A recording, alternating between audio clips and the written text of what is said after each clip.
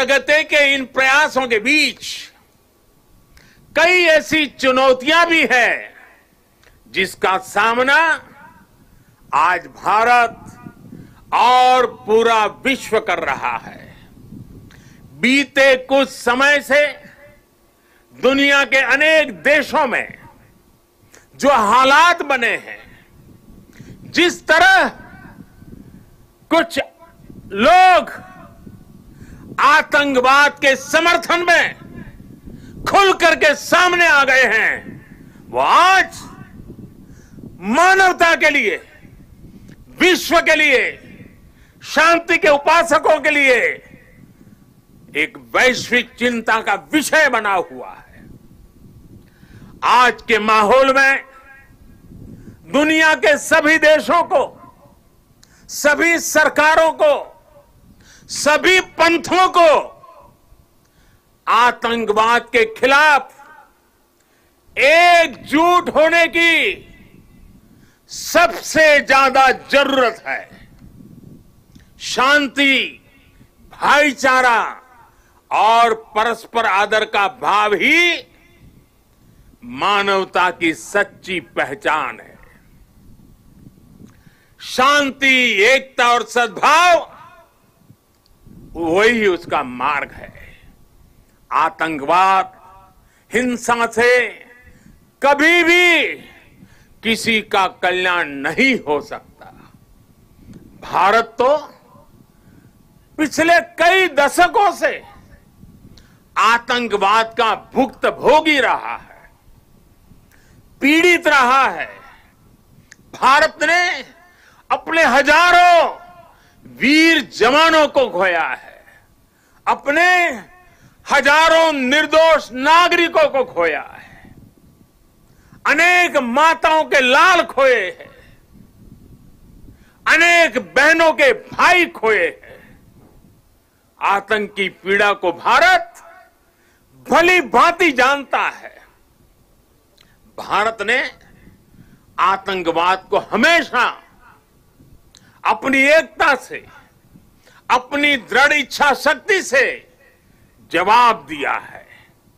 आज पूरे विश्व को भी एकजुट होकर हर उस ताकत को हराना है जो आतंक के साथ है, जो आतंकवाद को बढ़ावा दे रही है। साथियों, भारत के लिए तो एकता के मायनों का विस्तार हमेशा से बहुत ज्यादा रहा है। हम तो वो लोग हैं जिनको प्रेरणा मिली है, सर्वे भवन्तु सुखिनः। हम वो लोग हैं जिन्होंने आत्मसात किया है वसुधैव कुटुंबकम की। यही तो हमारी जीवन धारा है। हमारी ये विविधता ही हमारा अस्तित्व है। इस विविधता में एकता को जीवंत रखना ही राष्ट्र के प्रति हमारा कर्तव्य है। हमें याद रखना है कि हम एक हैं तो हम अपराजेय हैं। हम एक हैं तो हम असाधारण हैं। हम एक हैं तो हम अद्वितीय हैं। लेकिन साथियों, हमें ये भी याद रखना है कि भारत की ये एकता, ये ताकत दूसरों को खटकती भी रहती है। हमारी इस विविधता को ही वो हमारी कमजोरी बनाना चाहते हैं। हमारी इस विविधता को आधार बनाकर वो एक दूसरे के बीच खाई बनाना चाहते हैं। ऐसी ताकतों को पहचानना जरूरी है। ऐसी ताकतों से हर भारतीय को बहुत ज्यादा सतर्क रहने की जरूरत है। साथियों, आज यहां जब मैं अर्धसैनिक बलों की परेड देख रहा था, आप सभी के अद्भुत कौशल्य को देख रहा था, तो मन में एक और तस्वीर भी थी। ये तस्वीर थी पुलवामा हमले की। उस हमले में हमारे पुलिस बेड़े के हमारे जो वीर साथी शहीद हुए वो अर्धसैनिक बेड़े के ही थे। देश कभी भूल नहीं सकता कि जब अपने वीर बेटों के जाने से पूरा देश दुखी था, तब कुछ लोग उस दुख में शामिल नहीं थे। वो पुलवामा हमले में भी अपना राजनीतिक स्वार्थ खोज रहे थे, अपना राजनीतिक स्वार्थ देख रहे थे। देश भूल नहीं सकता कि तब कैसी कैसी बातें कही गई, कैसे कैसे बयान दिए गए। देश भूल नहीं सकता कि जब देश पर इतना बड़ा घाव लगा था, तब स्वार्थ और अहंकार से भरी भद्दी राजनीति कितने चरम पर थी। और उस समय उन वीरों की तरफ देखते हुए मैंने विवादों से दूर रह करके सारे आरोपों को झेलता रहा, भद्दी भद्दी बातों को सुनता रहा।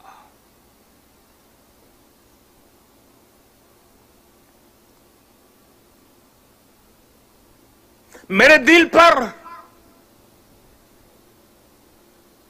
वीर शहीदों का गहरा घाव था,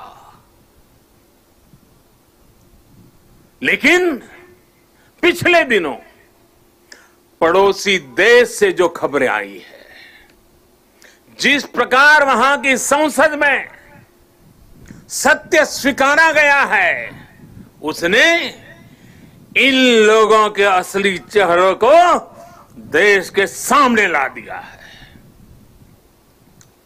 अपने निहित स्वार्थ के लिए, राजनीतिक स्वार्थ के लिए ये लोग किस हद तक जा सकते हैं। पुलवामा हमले के बाद की गई राजनीति इसका बहुत बड़ा उदाहरण है। मैं ऐसे राजनीतिक दलों से, ऐसे लोगों से आग्रह करूंगा, और आज के समय में जरा विशेष आग्रह करूंगा, और सरदार साहब के प्रति अगर आपकी श्रद्धा है तो इस महापुरुष की इस विराट प्रतिमा के सामने से आपको आग्रह करूंगा कि देश हित में, देश की सुरक्षा के हित में, हमारे सुरक्षा बलों के मनोबल के लिए कृपा करके ऐसी राजनीति न करें, ऐसी चीजों से बचें। अपने स्वार्थ के लिए जाने अनजाने आप देश विरोधी ताकतों की उनके हाथों में खेलकर, उनका मोहरा बनकर न आप देश का हित कर पाएंगे और न ही अपने दल का। साथियों, हमें यह हमेशा याद रखना है कि हम सभी के लिए अगर सर्वोच्च कोई बात है तो वो है सर्वोच्च हित, देश हित। सर्वोच्च हित, देश हित। जब हम सबका हित सोचेंगे तभी हमारी भी प्रगति होगी, तभी हमारी भी उन्नति होगी। भाइयों और बहनों, आज अवसर है कि इस विराट भव्य व्यक्तित्व के चरणों में हम उसी भारत के निर्माण का संकल्प दोहराएं जिसका सपना सरदार वल्लभ भाई पटेल ने देखा था। एक ऐसा भारत जो सशक्त होगा, समृद्ध होगा और आत्मनिर्भर होगा। आइए इस पावन अवसर पर हम फिर से राष्ट्र के प्रति अपने समर्पण को दोहराएं। आइए सरदार पटेल के चरणों में नतमस्तक होकर हम ये प्रतिज्ञा लें कि देश का गौरव और मान बढ़ाएंगे, इस देश को नई ऊंचाइयों पर ले जाएंगे। इसी संकल्प के साथ सभी देशवासियों को एकता पर्व की एक बार फिर से बहुत बहुत शुभकामनाएं देता हूं।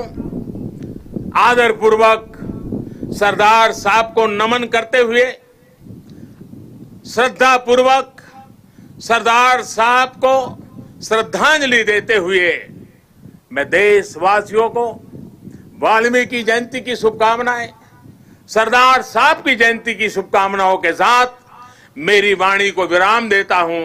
बहुत बहुत धन्यवाद।